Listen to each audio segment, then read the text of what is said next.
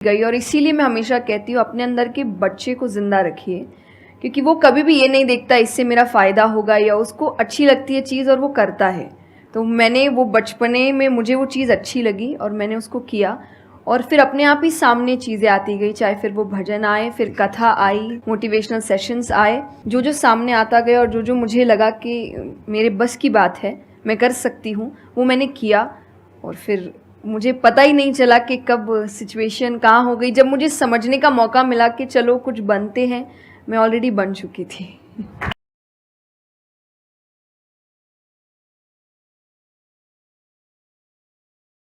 आपको यही समझाना है कि आप स्पिरिचुअलिटी का मतलब एक तो पहले ये पर्सपेक्टिव हटा दें कि हम सब त्याग देंगे, हम सब छोड़ देंगे। ऐसा कुछ भी नहीं होता। गीता जी में स्पिरिचुअलिटी का ज्ञान उसको दिया गया है जिसको आगे जाके राजा बनना है।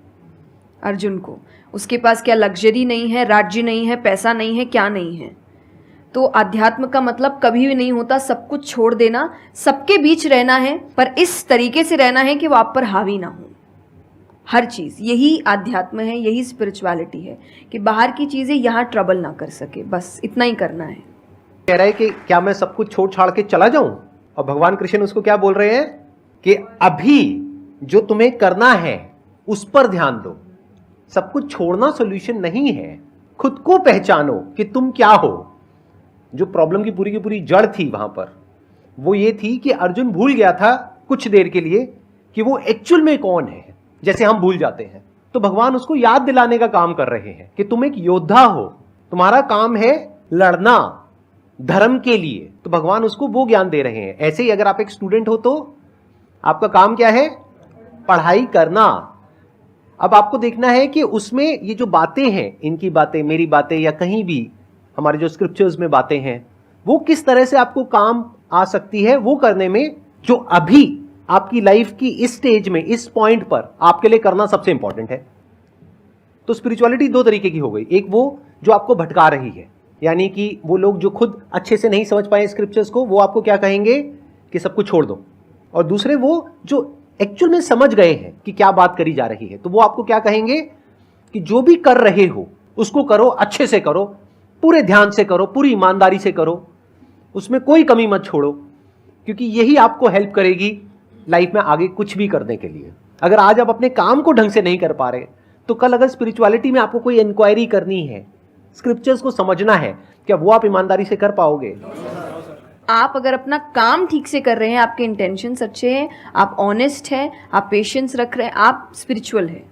तो इसीलिए आपको बस अपना काम, जो उन्होंने सही कहा, एकदम ठीक से ईमानदारी से करना है। क्योंकि अगर यहाँ ईमानदार नहीं, क्योंकि जो आपका काम है, तो फिर कहीं और तो ईमानदारी की फिर बात ही क्या कर सकते हैं हम।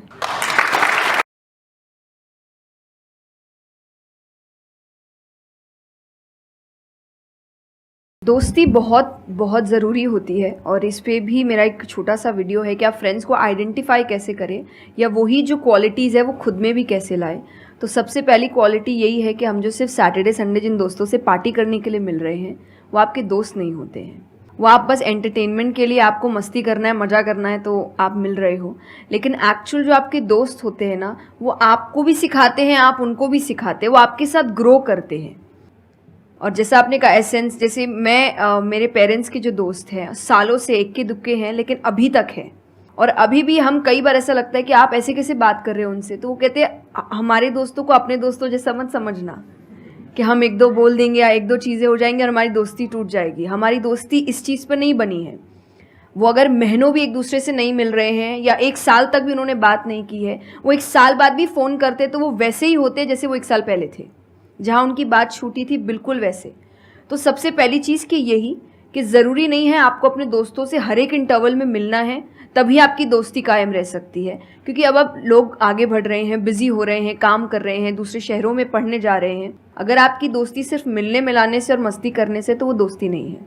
तो ये सबसे पहली चीज़ है कि जो आपको, आपके सिचुएशन को समझे, वाइस वर्सा आप उसके सिचुएशन को समझिए कि दोस्ती है पर ज़िंदगी भी है, काम भी है, मेहनत भी है, परिवार भी है। सबसे बड़ी तपस्या, सबसे बड़ा तप, मैं कहती हूँ, गृहस्थ जीवन ही है। Thank you for the complement.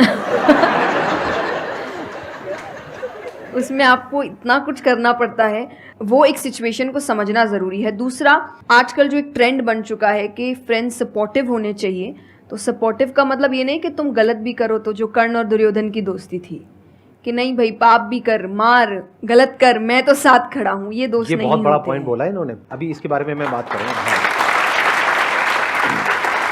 ये दोस्त नहीं होते हैं। दोस्त आपको आपके पास खड़े रहेंगे सपोर्ट में, लेकिन ये हर वक्त बताएंगे कि तुम गलत हो, तुम गलत कर रहे हो, इसकी सजा मिलेगी। तो ये सच्चे दोस्त होते हैं। तो आप या तो कहते हैं ना कि कृष्ण जैसे दोस्त बनो, खुद ही बनो। बात यहीं आती है, कृष्ण जैसे ढूंढने से पहले कृष्ण जैसे दोस्त बनो, कि जो हर वक्त बताने। कृष्ण कभी अलग नहीं हुए अर्जुन से। जब वो कहने लगा कि मैं नहीं लड़ सकता, ये नहीं, उन्होंने उस वक्त बहुत डांटा कि क्षत्रिय है, ये तरीका है बात करने का, ऐसे बोलते हैं, तो इतना बड़ा महाबाहु है, बड़े बड़े नाम बताए, याद दिलाया कि तुम कितने अच्छे हो। तो सबसे बड़ा दोस्त का आई थिंक क्वालिटी यही है, जो सपोर्टिव है लेकिन गलत चीज़ों में नहीं है, वो हर वक्त सही के लिए आपके पास खड़े हैं। और तीसरा जो मैं सबसे अच्छा कहती हूँ कि आपकी और उनकी मेंटालिटी मैच होनी चाहिए।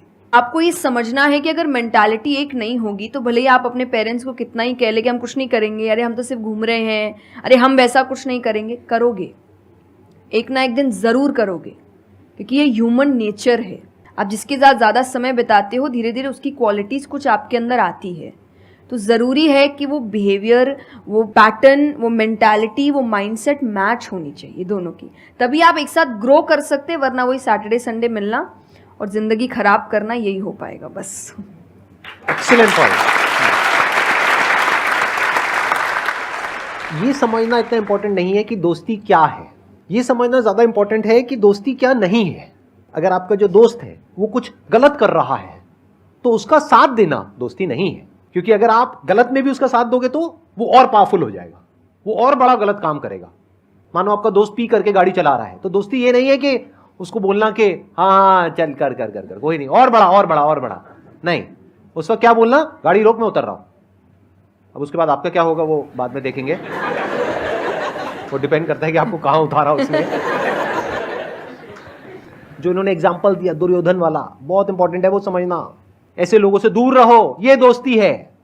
दोस्ती को तोड़ देना दोस्ती होता है बहुत बार।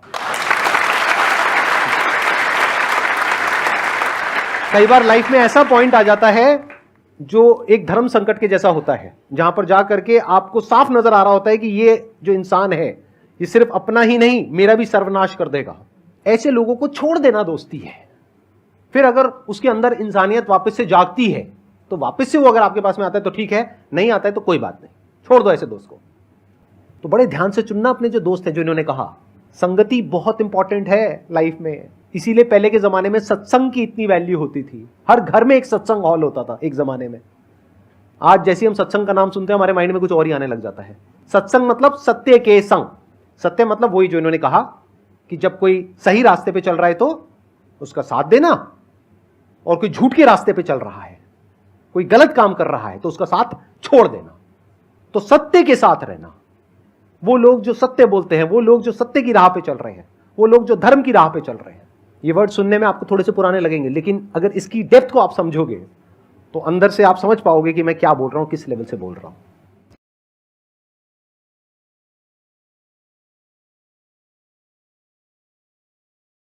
आज ये ज़माना अलग हो गया है कि भगवान से भी लेन देन का मामला चल रहा है कि आप मेरा ये काम कर दो तो ये हो जाएगा, और काम एक भी नहीं हुआ तो भगवान बदल ले, कि भाई कहीं और माथा टेकते हैं, यहाँ तो काम हो नहीं रहा। तो ये भक्ति नहीं होती। तो एक तो जो परसेप्शन भक्ति का बन गया है कि भजन कीर्तन पूजा पाठ कर लिया और भक्ति हो गई। भक्ति का असल मीनिंग है सरेंडर, समर्पण।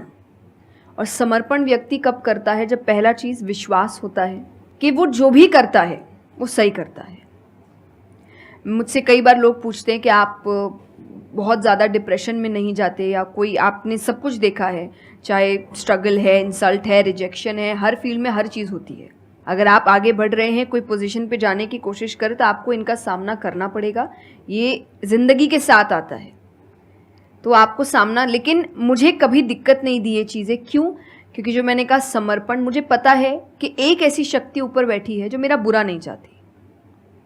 तो कई बार बुरी चीज़ें भी मेरी ज़िंदगी में हो रही है, मुझे पता है वो मेरे अच्छे के लिए है क्योंकि वो कर रहा है। तो ये समर्पण, ये भक्ति है।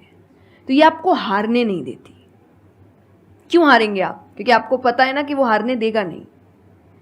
तो आप अपने आप गिरे, आप फिर उठेंगे कि नहीं भाई अभी गिरना शायद ज़रूरी होगा, उसका इशारा है, इसीलिए चलो फिर उठते हैं, फिर आगे बढ़ते हैं। तो अर्जुन ने भी जब समर्पण की बात गीता जी में आती है तो कई लोग कहते हैं कि धर्म का मतलब होता है अंधविश्वास। नहीं, क्योंकि अगर अंधविश्वास होता, अंधविश्वास में क्वेश्चन करना अलाउड नहीं होता आपको। गीता अगर सिर्फ भगवान की बात होती तो 2 पन्ने में खत्म हो गई होती। ये दोनों के बीच की बात है जिसमें अर्जुन ये जानते हुए कि सामने कौन खड़ा है, क्वेश्चन करने की तो कोई सवाल ही नहीं था वहां पर कि भगवान लड़ने बोल रहा है, क्या क्वेश्चन करना, पर उसने कंटिन्यूअसली क्वेश्चंस किए हैं। पर उसका भी नाम आया था समर्पण, कि वो समर्पित होकर क्वेश्चन कर रहा था कि ये जो खड़ा है ये मेरे हर सवाल का जवाब जानता है, ये मुझसे कभी कुछ गलत काम नहीं कराएगा, लेकिन इसका मतलब ये नहीं कि मैं अपनी जिज्ञासा बाहर नहीं निकालूंगा, मैं अपने क्वेश्चंस पूछूंगा। तो भक्ति का अर्थ यही होता है कि पहला निष्काम होता है, क्या फ़ायदा मत ढूंढिए कि मेरा काम नहीं हुआ तो भगवान है ही नहीं, भाई भगवान कहाँ है, भगवान होते तो ऐसा होता क्या, वो तो इंसान है इसीलिए ऐसे हो रहे काम। भगवान ने तो सबको देखे, बच्चा तो मासूम ही होता है, बड़े होके खराब हो जाता है। कोई बच्चा गलत आपने देखा है क्या? छोटा सा बच्चा ही डॉन बनने के बारे में सोच रहा है, वो तो बच्चा ही होता है, मासूम होता है, सच्चा होता है। तो भगवान इसलिए कहते बच्चे भगवान का रूप है, क्योंकि वो एकदम प्योर होते हैं। बड़े होने के बाद हम काम खराब करते हैं और नाम फिर हम भगवान का देते हैं, क्योंकि हमको इल्ज़ाम लगाने के लिए लोग चाहिए। ये फेलियर्स के लिए भी, आप फेलियर्स के लिए भी हम कहते हैं मेरा काम अच्छा नहीं था, मेरा समय अच्छा नहीं था, मुझे पेरेंट्स ने सपोर्ट नहीं किया, मेरे पास ये नहीं था। वरना अगर देखा जाए इन्हीं सिचुएशन में कई लोग हैं जो काम करके आगे बढ़ जाते हैं। तो करने वाला तो कर लेगा, नहीं करने वाला इल्ज़ाम लगाएगा। तो वो इल्ज़ाम अभी हमें ऐसे दिखता है, एक ऐसा कोई है जो सामने तो खड़ा नहीं है, भगवान लगाओ इल्ज़ाम। एक फोटो है ना इंटरनेट पे कि भगवान खड़े, छोटी बच्ची खड़ी है, छोटी बच्ची के हाथ में एक टेडी बेयर है, तो भगवान वो मांग रहे हैं और वो बच्ची बोली मुझे बहुत अच्छा लगता है, मुझे नहीं देना। उसको नहीं पता कि भगवान के पास पीछे एक बड़ा सा टेडी बेयर रखा है और भगवान उसको कह रहे हैं कि बस दे दो और मुझ पे विश्वास रखो कि वो दे दो छोटी चीज़ जो तुमसे, आपको वो बुरी लग रही है उस वक्त कि मेरे साथ गलत हो गया या मेरा छोटा काम नहीं हुआ, मैंने तो इतनी पूजा की थी, इतना काम किया था, शायद तुम उस काम के लिए नहीं बने हो, तुम और बड़े चीज़ के लिए बने हो। तो निष्काम क्या है कि आपकी भक्ति निष्काम है, स्वार्थ से नहीं बनी है, तो भक्ति आगे बढ़ेगी। दूसरा सरेंडर, कि मेरे हर सवाल का उत्तर सिर्फ उसके पास है। तो ये 2 चीज़ें भक्ति बनाती है, ये 2 चीज़ें जो भक्ति में। तीसरा हम जब करते हैं सत्संग, जो उन्होंने कहा सत्संग का एक सत्य के संग। तो सत्य कौन है? जब हम शास्त्रों में देखते हैं सबसे पहला श्लोक जो श्रीमद् भागवत में आता है वो भगवान का स्वरूप बता रहा है, उसमें है सच्चिदानंद रूपाय। सच्चिदानंद का मतलब होता है 3 चीज़ें मिलकर बनती है, वो है सत, चित और आनंद।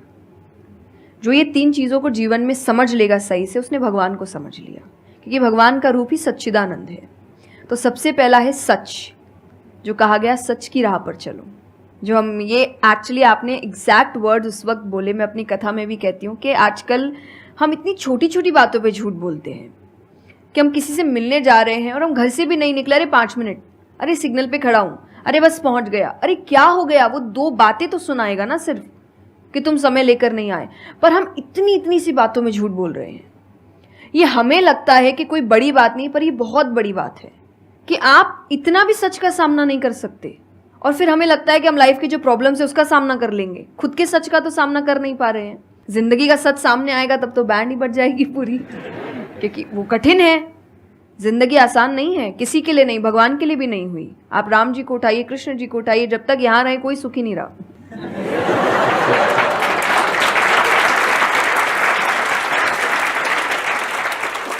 तो सुखी तो कोई नहीं रहा यहाँ पर, आपको सुख खुद ढूंढना पड़ता है, आपको अपना जीवन खुद निकालना पड़ता है अपने चॉइसेस को लेकर। तो इसीलिए पहला सत है। दूसरा चित है, अवेयरनेस। हम अवेयर नहीं है चीज़ों को लेकर, हम इग्नोर करते हैं। अवेयरनेस और इग्नोरेंस ये ऑपोजिट्स हो गए कि आप कोई भी चीज़ आपको समझ नहीं आ रही है, नहीं है। दुख देखिए, किसी के प्रॉब्लम्स को एक बोलता है मेरी जिंदगी अच्छी नहीं चल रही, बोलता अरे मेरी उससे भी खराब है। आप किसी से मदद भी कहाँ मांगेंगे कि वो एक दुख सुनाओ वो 4 सुनाता है, तो क्या ही मदद मांगे कि तो मेरे से दुखी है, तू मेरे से और 500 रुपए रख भाई। ये तो तो लोग हर वक्त कोई सुनना नहीं चाह रहा, और सुन भी रहे हैं तो इसीलिए कि ताकि बस मैं बोल सकूं, कि ये ख़त्म करे, बस जल्दी से ये चुप हो ताकि मैं बोलूं। तो ये बंद करिए। भगवान ने अर्जुन की पहले पूरी बात सुनी थी, एक बार भी बीच में इंटरप्ट नहीं किया, उसकी पूरी बात सुनी। क्यों? तभी वो आंसर ठीक से कर पाएंगे। अगर आप बीच में हर चीज़ में इंटरप्ट करेंगे, लोगों के ओपिनियंस में इंटरप्ट करेंगे, तो आप उनकी बात को नहीं समझ पाएंगे। जितना सुनेंगे उतना सीखेंगे, क्योंकि बोलोगे तो वही जो आता है, पर सुनोगे तो कई बार ऐसी चीज़ें पता चलेगी जो नहीं पता, जो नहीं आता है। और आनंद का मतलब एक्चुअली परमानेंट हैप्पीनेस होता है, जो आपको भगवान के साथ ही मिलता है, कि आपको किसी की ज़रूरत नहीं है, बाकी सब कुछ टेम्पररी है। और टेम्पररी खुशियों के लिए भगवान ने अर्जुन को लड़ने के लिए इसलिए नहीं बोला था कि तेको राज्य मिल जाएगा, खुशी मिलेगी, पैसा मिल जाएगा, नहीं। एक परमानेंट हैप्पीनेस थी कि मैंने अपना काम अच्छे से किया, उसके लिए लड़ो। तो जो भी काम कर रहे हो परमानेंट क्या है उसमें वो देखो, और ये आपकी सक्सेस पे भी काम आता है। भगवान जैसे अब हम कहते हैं ना कि दुनिया में कुछ सच नहीं है, संसार सच नहीं, इसका मतलब क्या? छोड़ने के लिए नहीं। क्या आप पहली चीज़, जब दुख आ रहा है तो डिप्रेशन में मत जाओ, क्योंकि आप जानते हो ये भी परमानेंट नहीं है, टेम्पररी है, कल फिर ठीक हो जाएगा। खुशी आ रही है तो घमंड मत करो, ये भी निकल जाएगा, ये पोजीशन भी ज़्यादा समय तक रहेगी नहीं, तो उसको रखने के लिए काम करते रहो। तो भगवान हर चीज़ में कहते बैलेंस्ड रहो, और परमानेंट वो है उसके पीछे भागो। तो आप अपने आप ही जो दिखावे की दुनिया है, करते हम सब है और सब कुछ करना चाहिए, लाइफ में सब एंजॉय करिए, पर अगर उसको जानते हुए करोगे कि परमानेंट नहीं है, तो जैसा मैंने कहा वो यहाँ जाएगा नहीं।